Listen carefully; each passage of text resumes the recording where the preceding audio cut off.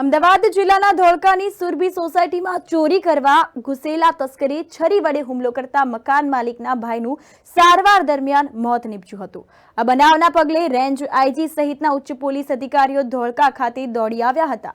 હુમલાખોરને ઝડપી પાડવા પોલીસે દોડધામ કરી હતી। પોલીસે ડોગ સ્ક્વોડની પણ મદદ લીધી। આ બનાવ સંદર્ભે ધોળકાના ઇન્ચાર્જ ડીવાયએસપી નીલમ ગોસ્વામીએ મીડિયાને માહિતી આપતા જણાવ્યું હતું કે ધોળકા ટાઉન પોલીસ સ્ટેશનની હદમાં આવેલ સુરભી સોસાયટીમાં હરજીભાઈ ભાસ્કરનું એક મકાન આવેલું છે। આ મકાન બંધ હાલતમાં હોય છે।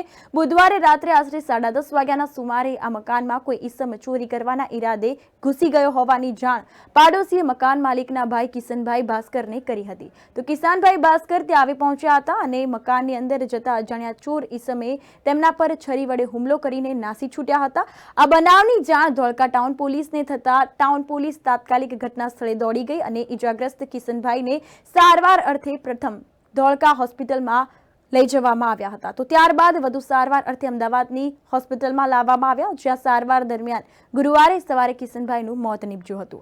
આ બનાવ અંગે ધોળકા ટાઉન પોલીસ સ્ટેશનમાં અજાણ્યા હુમલાખોર વિરુદ્ધ આઈપીસીની કલમ 302 મુજબ હત્યાનો ગુનો નોંધવાની તેમને ઝડપી લેવાનો તજવીજ હાથ ધરી હતી। આ બનાવની ગંભીરતા મુજબ અમદાવાદ રેન્જ આઈજી ઉપરાંત ધોળકાના ઇન્ચાર્જ ડીવાયએસપી નીલમ ગોસ્વામી, અમદાવાદ ગ્રામ્ય એલસીબીના પીઆઈ આરએન કરમટિયા સહિત અધિકારીઓ અને પોલીસ કર્મચારીઓનો કાફલો સુરભી સોસાયટીમાં દોડી આવ્યો હતો। પોલીસે ડોગ સ્ક્વોડ પણ બોલાવ્યા હતા અને આ અંતર્ગત હુમલાખોરને પકડી પાડવા માટે ચક્રો ગતિમાન કર્યા છે।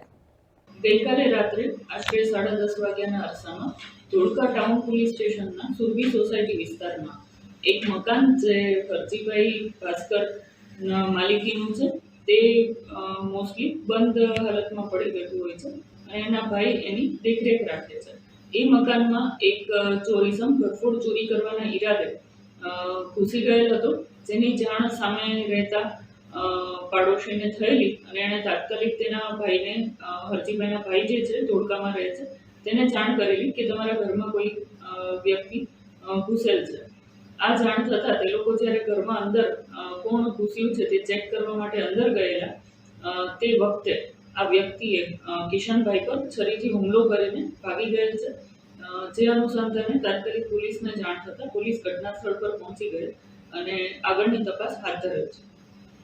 આ વ્યક્તિ કિશનભાઈ જેના પર છરીથી હુમલો થયેલ હતો તેને તાત્કાલિક ત્યાં નજીકની હોસ્પિટલમાં સારવાર અર્થે ખસેડવામાં આવેલ અને ત્યારબાદ તેને વધુ સારવાર માટે અમદાવાદ ખસેડવામાં આવેલ હતા, જ્યાં ડૉક્ટરે તેમને મૃત જાહેર કરેલા છે, જેથી હાલમાં ધોળકા ટાઉન પોલીસ સ્ટેશનમાં 302 મુજબ ગુનો દાખલ કરવાની પ્રક્રિયા ચાલુમાં છે।